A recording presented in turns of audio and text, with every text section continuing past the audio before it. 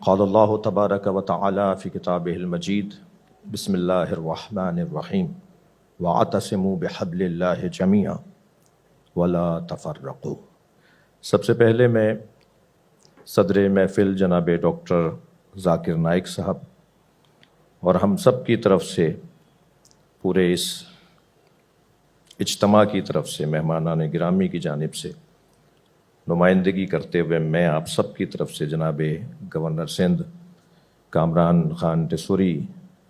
حفظہ اللہ ان کو اور بہترین صلاحیتوں توانائیوں سے سرفراز فرمائے، بہترین محفل سجائی ہے۔ ہمیں اس وقت وہ جو کلمہ سوا ہے، جو مشترکہ کلمہ ہے، جو سب سے پہلے مظلومیت کا اور مستضعفوں کا مسئلہ ہے، مظلوموں کا مسئلہ ہے، اسے مد نظر رکھتے ہوئے ایک ہونے کی ضرورت ہے،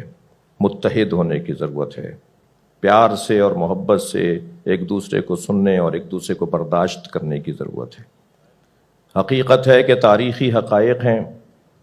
اور یقیناً کوئی ہم میں سے معصوم نہیں ہے۔ مجھ جیسے خطیبوں اور پھر صدر محفل جناب ڈاکٹر ذاکر نائک بھی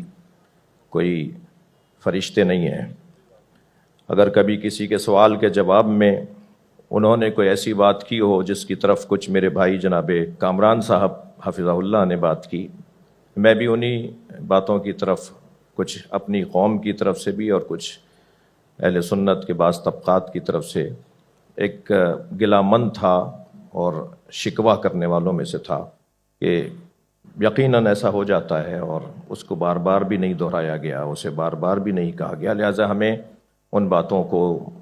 نظر انداز کرتے ہوئے اس کی توقع رکھنی چاہیے کہ خود میں اور مجھ جیسے خطیب اور ڈاکٹر صاحب جیسے دانشور جنہوں نے لاکھوں لوگوں کو خوبیوں کی طرف متوجہ کیا ہے، اخلاقیات کی طرف متوجہ کیا ہے، انسانیت کی طرف توجہ دلائی ہے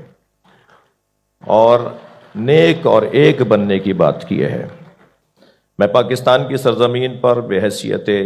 ایک پاکستانی شہری، پھر بحیثیت ایک مسلمان، پھر مسلمانوں میں ایک اہل بیت کی تعلیمات کا مروج اور مبلغ کی حیثیت سے ڈاکٹر ذاکر نائک کو خوش آمدید کہتا ہوں۔ شکریہ۔